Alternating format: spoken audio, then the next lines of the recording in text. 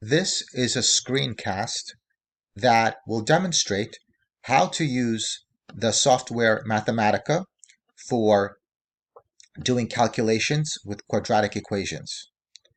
Mathematica is built for math, and it is very easy to use.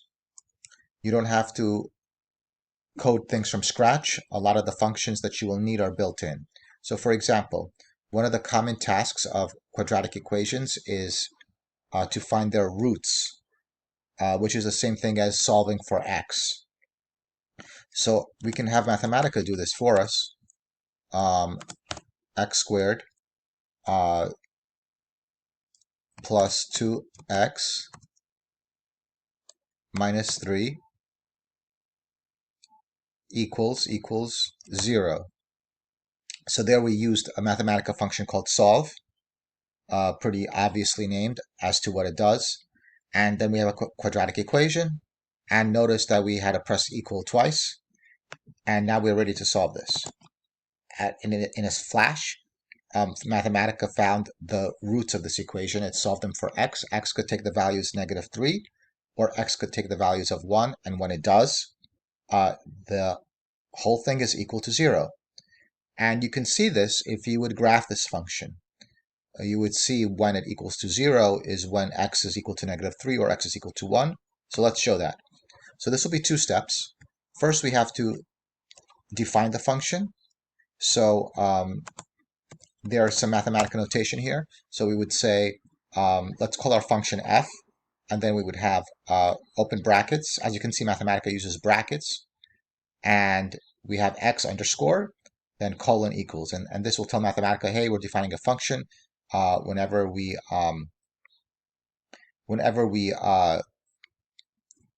say f of something, what we want to happen is that we want to take that something, we want to square it, then we want to double it and add that to the part that we squared, and then we want to subtract 3. Right? That's what we want to do. That's our function. Let's run this function. By the way, if you want to run something in Mathematica, there's a little button here that says evaluate, and you could also press shift plus enter. Okay, so now our function is defined actually, and so Mathematica will know what we're talking about if we say f open brackets something close brackets. And now we need another function to make a picture. It's called plot. Again, it's a good name, very easy to see what it does. And let's plot it. So now we're plotting the function f of x, and we have to tell Mathematica what values we want x to take. This is the same thing as saying what domain we're interested in. So it's from -5 to +5, and let's see what happens. We could press shift enter now, or press the little run button. Whoa, we got a big graph here. Let's shrink this down a little bit. And we see this is a picture of this quadratic equation when it's graphed. And indeed, it's 0 when x either takes the value of 1 or -3. You can see these are the roots. Now, also you could look up some properties that quadratic equations have. So there's a property called discriminant, and we'll discuss what this is.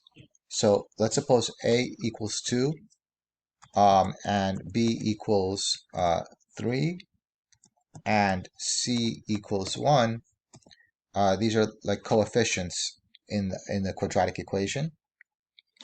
And let's suppose we want to see what would be the discriminant if we had a quadratic equation that said, for example, ax squared plus bx plus c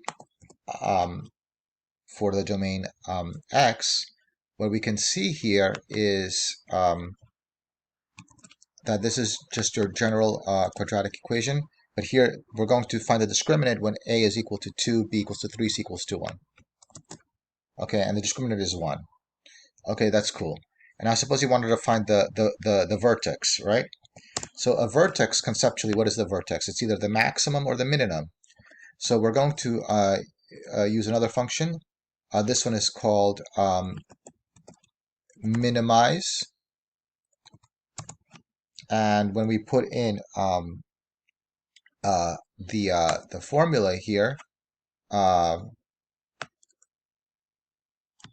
just copy and paste to save some time. And there it is. The function has a minimum when x is equal to -3/4 and y is equal to -1/8. So that's an example of how you can use Mathematica. If the quadratic equation was upside down, if it had a negative a, you would use maximize.